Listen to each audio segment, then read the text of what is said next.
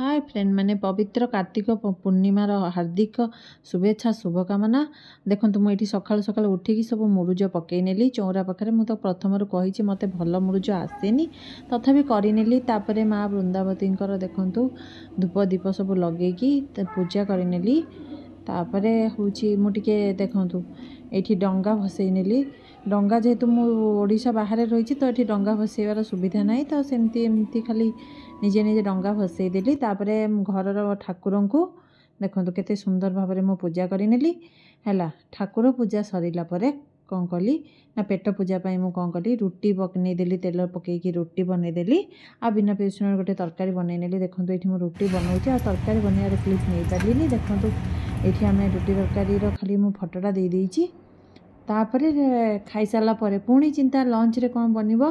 मुझे लंच रे बनइली अरुआ भात डाली आउ दही भेंडी आ बैगण भजा पांपड़ बस एतकी ही बनई।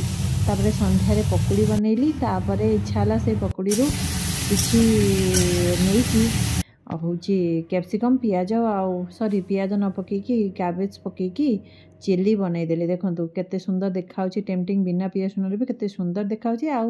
आज मिनी ब्लॉग को मुझे एंड करुँची। आपण मानकु जदि मो वीडियो भल लगे लाइक करेंगे शेयर करेंगे कमेंट करेंगे। रही जय जगन्नाथ।